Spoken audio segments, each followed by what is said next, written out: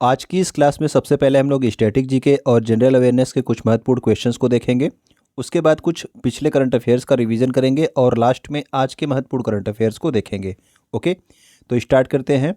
भारत की सबसे बड़ी जनजाति कौन सी है? तो भारत में जो सबसे बड़ी जनजाति है वो है आपकी भील जनजाति। ठीक है। भारत में सर्वाधिक अनुसूचित जनजाति जनसंख्या किस प्रदेश में पाई जाती है?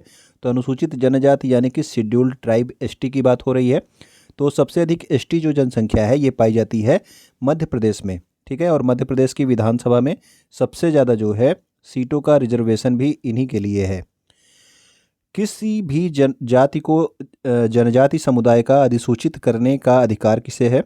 तो कोई भी जाति को जनजाति समुदाय में अधिसूचित कौन कर सकता है? तो वो कर सकता है केवल राष्ट्रपति। ठीक है, संसद नहीं, राष्ट्रपति। संविधान के किस अनुच्छेद के अंतर्गत अनुसूचित जनजातियों को सूचीबद्ध किया गया है? तो एसटी को जो है सूचीबद्ध किया गया है अनुच्छेद 342 के अंतर्गत। ठीक है ना। अगर मैं आपसे पूछ लूं कि एसटी आयोग यानी कि अनुसूचित जनजाति आयोग जो है ये किस किस अनुच्छेद में है, तो आप लोग कमेंट करके बता सकते हैं। ठीक है, आपको पीछे कई बार बताया गया है, पिछली बार। आधुनिक भारत में प्रथम बार लोहे का सफल उत्पादन किस वर्ष प्रारंभ हुआ? तो आधुनिक भारत में प्रथम बार जो है लोहे का सफल उत्पादन, तो लोहे का उत्पादन पहले भी किया गया लेकिन सफल नहीं हुआ, तो पहली बार सफल उत्पादन स्टार्ट हुआ 1870 ईस्वी में। और 1870 ईस्वी में कौन सा आपका कंपनी स्थापित हुई थी? तो वो हुई थी आपकी बंगाल आयरन वर्क्स कंपनी, जो कि कुल्टी पश्चिम बंगाल में स्थापित की गई थी। और यहीं पे सबसे पहली बार जो है सफल लोहे का उत्पादन स्टार्ट हुआ 1870 ईस्वी में। भारत में राष्ट्रीय आय की गणना किसके द्वारा की जाती है? तो राष्ट्रीय आय की गणना करती है राष्ट्रीय सांख्यिकी कार्यालय। ठीक है ना, नेशनल स्टैटिस्टिकल ऑफिस जो है इसके द्वारा जो है अब राष्ट्रीय आय की गणना वर्तमान में की जाती है।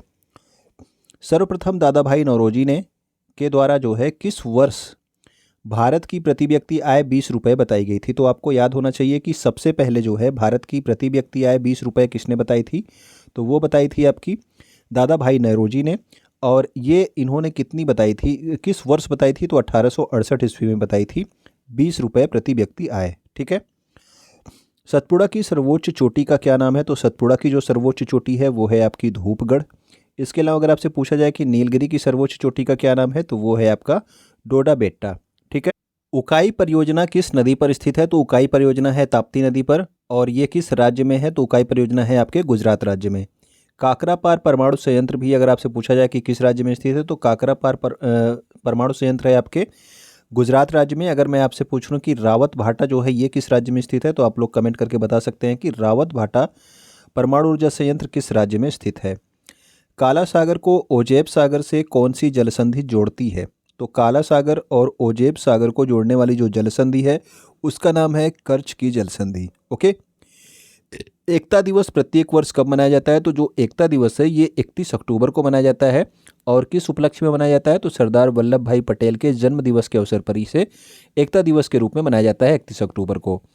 रिकेट्स रोग किस विटामिन की कमी से होता है? तो रिकेट्स रोग आपके विटामिन डी की कमी से होता है। विटामिन डी हमें किससे मिलता है? तो सूर्य के प्रकाश से जो है मिलता है विटामिन डी मनुष्य को। ठीक है ना। मनुष्य के शरीर में सबसे छोटी हड्डी किस अंग में पाई जाती है? तो जो सबसे छोटी हड्डी होती है वो होती है कान की हड्डी। और इसे जो है क्या नाम होता है इस हड्डी का? तो इसका नाम होता है स्टेपीज हड्डी। ओके। वेलकम टू एग्जाम सहपाठी। आप लोग देख रहे हैं डेली घटना सार की समसामयिकी और सामान्य जागरूकता की क्लास को। इसमें हम लोग डेली का करंट अफेयर्स करते हैं, इसके साथ जीके और जनरल अवेयरनेस के महत्वपूर्ण क्वेश्चंस का रिवीजन भी करते हैं। अगर आप यहाँ पे पहली बार आए हैं तो यूट्यूब पे हमें सब्सक्राइब कर सकते हैं। इसके अलावा टेलीग्राम पे, इंस्टाग्राम पे और फेसबुक पर भी आप हमें फॉलो कर सकते हैं। तो आइए अब देखते हैं करंट अफेयर्स के कुछ महत्वपूर्ण क्वेश्चंस का रिवीजन। 37वें राष्ट्रीय खेल कहाँ पर आयोजित किए जाने की घोषणा की गई है? तो 37वें राष्ट्रीय खेल होंगे कहाँ पे? गोवा में। अभी हाल ही में 36वें जो राष्ट्रीय खेल हो रहे थे वो कहाँ पे हो रहे थे? तो वो हो रहे थे आपके गुजरात राज्य में। हाल ही में बाल बजट किस राज्य के द्वारा जारी किया गया? तो बच्चों के लिए बजट ये जारी किया गया मध्य प्रदेश के द्वारा। इसके अलावा आप याद रखना कृषि के लिए स्पेशल बजट जो है किस राज्य के द्वारा जारी किया गया? तो वो जारी किया गया था राजस्थान राज्य के द्वारा। हाल ही में महाकाल लोक कॉरिडोर का उद्घाटन कहाँ पर किया गया? तो महाकालेश्वर में किया गया था महाकाल लोक कॉरिडोर के नाम से एक उद्घाटन। और ये कहाँ पे है? तो ये है आपके उज्जैन मध्य प्रदेश में। छात्राओं की शिक्षा को बढ़ावा देने के लिए लाडली लक्ष्मी योजना 2.0 इसका नाम है, ठीक है ना। तो ये किस राज्य के द्वारा प्रारंभ किया गया? तो लाडली लक्ष्मी योजना स्टार्ट की गई है आपके मध्य प्रदेश के द्वारा। यानी कि जो बच्चियाँ क्लास 12th के बाद ग्रेजुएशन में अगर एडमिशन लेंगी तो उनको 12,500 रुपये दिए जाएंगे, और ग्रेजुएशन पूरा हो जाने के बाद उन्हें 12,500 रुपये और दिए जाएंगे। ओके। 9 जनवरी 2023 को 17वां प्रवासी भारतीय दिवस कहाँ पर आयोजित किया जाएगा? तो पहले तो आप याद रखें कि प्रवासी भारतीय दिवस कब मनाया जाता है। तो ये मनाया जाता है प्रत्येक वर्ष 9 जनवरी को। 2023 में इसका आयोजन कहाँ पे किया जाएगा? तो 2023 में इसका आयोजन किया जाएगा इंदौर, मध्य प्रदेश में। ओके। कार्यात्मक रूप से पूर्ण साक्षर पहला जिला कौन सा है? तो कार्यात्मक रूप से पूर्ण साक्षर होने वाला पहला जिला जो बन गया है वो है आपका मंडला जिला। और कहाँ पे है ये मंडला जिला? तो ये है आपके मध्य प्रदेश में। भारत का पहला भूवैज्ञानिक उद्यान, या फिर आप जियो पार्क बोल सकते हो, या फिर जियोलॉजिकल पार्क, ये कहाँ पर खोला गया है? तो भारत का पहला जियोलॉजिकल पार्क खोला गया है लम्हेटा, जबलपुर, मध्य प्रदेश में। ठीक है। तो लम्हेटा उस स्थान का नाम है जहाँ पे खोला गया, जबलपुर जिले में है, मध्य प्रदेश राज्य में। भारत का पहला बायोमास आधारित हाइड्रोजन संयंत्र कहाँ पर खोला गया? तो ये दो क्वेश्चन आप लोग कंफ्यूज हो सकते हैं, तो इसको याद ध्यान से देखिएगा कि बायोमास आधारित हाइड्रोजन संयंत्र की बात होगी तो ये आपके खंडवा, मध्य प्रदेश में खोला गया। जबकि बायो सीएनजी प्लांट की अगर बात होगी तो बायो सीएनजी प्लांट स्टार्ट किया गया है इंदौर, मध्य प्रदेश में। ठीक है ना। तो एशिया का सबसे बड़ा बायो सीएनजी प्लांट है कहाँ पे? इंदौर, मध्य प्रदेश में। और बायोमास आधारित हाइड्रोजन संयंत्र कहाँ पे है? तो वो आपका खंडवा, मध्य प्रदेश में स्थित है। प्रधानमंत्री नरेंद्र मोदी ने किस राज्य में विद्यालय उत्कृष्टता मिशन, यानी कि मिशन स्कूल ऑफ एक्सीलेंस का शुभारंभ किया? तो अभी हाल ही में आपको 1-2 दिन पहले बताया गया कि ये स्टार्ट किया गया कहाँ पे? गुजरात राज्य में स्टार्ट किया गया प्रधानमंत्री के द्वारा। ठीक है। विद्यालय उत्कृष्टता मिशन या फिर mission school of excellence. Artificial intelligence आधारित देश की पहली डिजिटल लोक अदालत का शुभारंभ कहाँ पे किया गया? तो जो देश की पहली डिजिटल लोक अदालत है, ठीक है ना, इसका स्टार्टिंग किया गया है आपके जयपुर से। ठीक। तो पहले डिजिटल लोक अदालत कहाँ पे स्टार्ट की गई? तो ये स्टार्ट की गई जयपुर से। विश्व का पहला सीएनजी टर्मिनल, तो ये आपका सीएनजी टर्मिनल है। ठीक है ना। आपने ऊपर क्या पढ़ा? बायो सीएनजी कहाँ पे? इंदौर, मध्य प्रदेश में। ये आपका विश्व का सबसे बड़ा सीएनजी टर्मिनल है जो कि स्टार्ट किया गया कहाँ पे? भावनगर, उत्तर प्रदेश में। ठीक है ना। पूरे वर्ल्ड का जो है पहला सीएनजी टर्मिनल है ये। धर्म गार्जियन युद्ध अभ्यास किन दो देशों के मध्य किया जाता है? तो धर्म गार्जियन जो युद्ध अभ्यास है ये किया जाता है भारत और जापान देश के मध्य में। ओके। इस साल धर्म गार्जियन अभ्यास का आयोजन किया गया था कहाँ पे? कर्नाटक राज्य में। हाल ही में किस देश के पूर्व प्रधानमंत्री की गोली मारकर के हत्या कर दी गई? तो जो आपके शिंजो आबे थे ये आपके जापान के पूर्व प्रधानमंत्री रह चुके हैं, सबसे लंबा इनका कार्यकाल रहा है, और इनकी अभी हाल ही में गोली मारकर हत्या कर दी गई थी। क्वाड 2022 शिखर सम्मेलन कहाँ पर आयोजित हुआ था? तो क्वाड का जो 2022 में शिखर सम्मेलन हुआ था ये मई में हुआ था, और ये आयोजन किया गया था कहाँ पे? टोक्यो, जापान में। क्वाड में आपके 4 देश शामिल हैं। ठीक है। जापान, अमेरिका, भारत और ऑस्ट्रेलिया। जापान की संसद का क्या नाम है अगर आपसे पूछ लिया जाए? तो जापान की संसद का नाम है डाइट। ठीक है ना। तो जापान की संसद का नाम है डाइट। भारत के वर्तमान में विदेश सचिव कौन है? तो विदेश सचिव और कैबिनेट सचिव आपसे हमेशा पूछे जाते हैं। तो विदेश सचिव जो वर्तमान में है वो हैं आपके विनय मोहन क्वात्रा, और कैबिनेट सचिव जो हैं वो हैं आपके राजीव गौबा। ठीक है ना। तो कैबिनेट सेक्रेटरी आपके कौन हो गए? तो ये हो गए आपके राजीव गौबा। राष्ट्रपति द्रौपदी मुर्मू के सचिव कौन नियुक्त किए गए हैं? तो अभी हाल ही में जो है राष्ट्रपति बनी है आपकी द्रौपदी मुर्मू। ठीक है। और इनका सचिव किसे बनाया गया? इनका सेक्रेटरी बनाया गया है राजेश वर्मा को।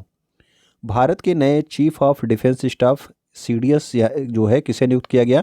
तो ये आपके सेकंड सीडीएस हैं। ठीक है ना। पहले आपके थे कौन? तो पहले का नाम आप लोग कमेंट करके बताना। उन्हें हाल ही में क्या दिया गया? पद्म विभूषण पुरस्कार प्रदान किया गया है। तो ये आपके दूसरे चीफ ऑफ डिफेंस स्टाफ है, इनका नाम है जनरल अनिल चौहान।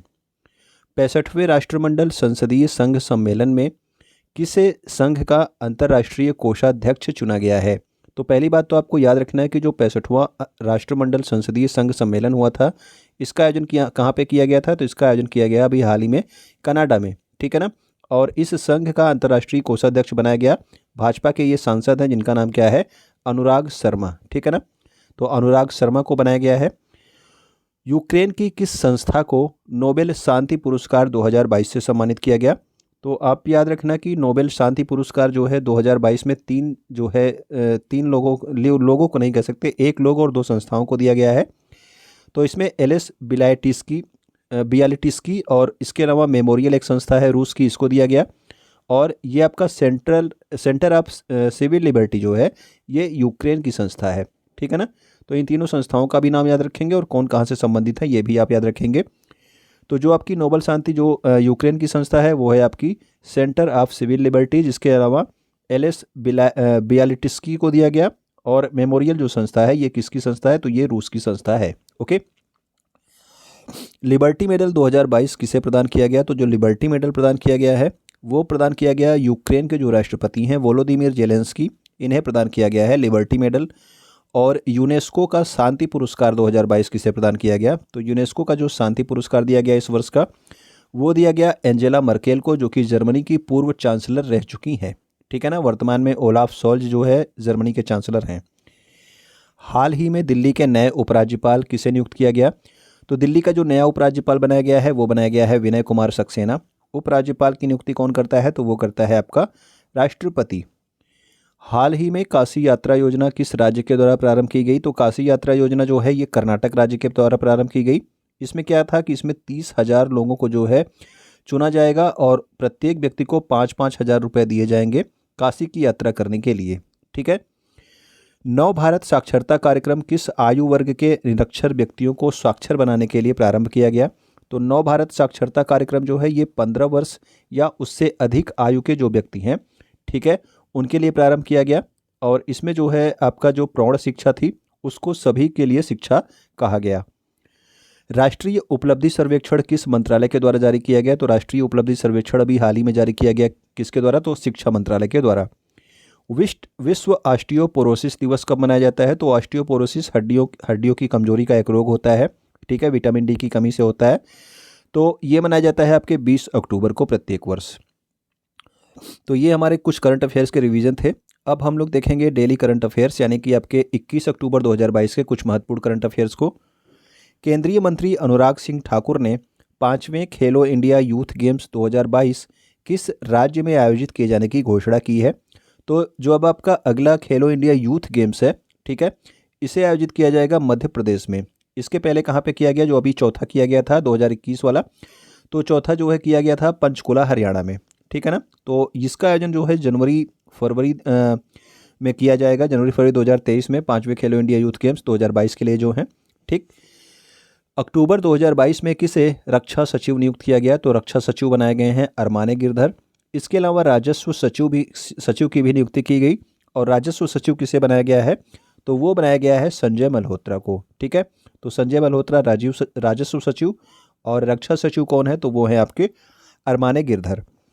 अक्टूबर 2022 में किस देश के लोगों को यूरोपियन संघ के शीर्ष सम्मान Sakharov prize for freedom of thoughts से सम्मानित किया गया, तो सखारोव पुरस्कार किसके द्वारा दिया जाता है, तो ये यूरोपियन यूनियन के द्वारा दिया जाता है। और ये इस वर्ष जो है यूक्रेन के सभी नागरिकों को प्रदान किया गया रूस के प्रति एकजुटता दिखाने के लिए।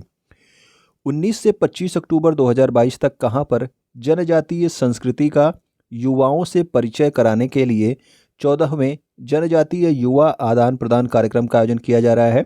तो जो जनजातीय संस्कृति है उसको आज की युवा पीढ़ी से परिचय कराने के लिए ये आपका कार्यक्रम आयोजित किया जा रहा है, जनजातीय युवा आदान प्रदान कार्यक्रम। और इसका आयोजन कहाँ पे किया जा रहा है, तो ये किया जा रहा है आपके नई दिल्ली में। और किसके किसके द्वारा, तो युवा मामलों के जो मंत्री हैं वो, और आपके गृह मंत्रालय के द्वारा जो है इसका आयोजन किया जा रहा है। ठीक है ना। अगला हमारा है 16 नवंबर 2022 से कौन सा मंत्रालय 1 महीने के लिए काशी तमिल संगम आयोजित करेगा, तो काशी तमिल संगम का आयोजन किया जा रहा है शिक्षा मंत्रालय के द्वारा। और इसकी मेज़बानी कौन करेगा, तो काशी तमिल संगम का जो मेज़बान है वो आपका बीएचयू वाराणसी है, इसके अलावा आईआईटी मद्रास। तो आप याद रखना ये काशी और तमिल का संगम है, तो इसमें जो है दोनों आपके मेज़बान बने हैं बीएचयू और आईआईटी मद्रास। ओके। 20 अक्टूबर 2022 को प्रधानमंत्री नरेंद्र मोदी और संयुक्त राष्ट्र के जो महासचिव हैं, यानी कि जो यूएन के महासचिव हैं, आप लोग नाम जानते होंगे, एंटोनियो गुटेरेस, इन्होंने किस राज्य से मिशन लाइफ का जो है शुभारंभ किया है, तो कुछ दिन पहले आपको मिशन लाइफ के बारे में बताया गया था। ठीक है ना, कि इसका प्रारंभ किया जाएगा। तो मिशन लाइफ अब इसका प्रारंभ किया जा चुका है नरेंद्र मोदी और एंटोनियो गुटेरेस के द्वारा। तो कहाँ से, केवड़िया गुजरात से जो है इसको प्रारंभ किया गया है। और इसका उद्देश्य क्या है, तो उद्देश्य है विकास और पर्यावरण संरक्षण के लिए जो है कार्य करना। ठीक। और लाइफ का फुल फॉर्म क्या है? तो लाइफ का फुल फॉर्म है life style for the environment. ठीक है, तो life style for the environment जो है इसका फुल फॉर्म है और उद्देश्य इसका सतत विकास, ये विकास लिखा है यहाँ पे, आप याद रखेंगे, सतत विकास और पर्यावरण संरक्षण के लिए कार्य करना। सर सैयद उत्कृष्टता अंतर्राष्ट्रीय पुरस्कार 2022 से किसे सम्मानित किया गया?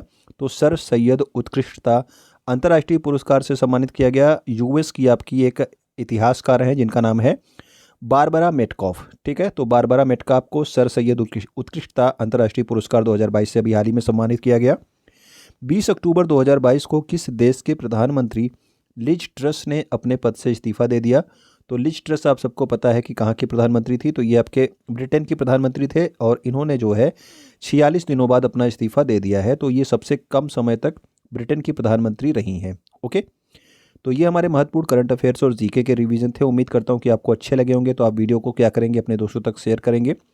वीडियो अगर आप यहाँ तक देख रहे होंगे तो लाइक कर ही चुके होंगे। वीडियो को देखने के लिए आपका बहुत बहुत धन्यवाद।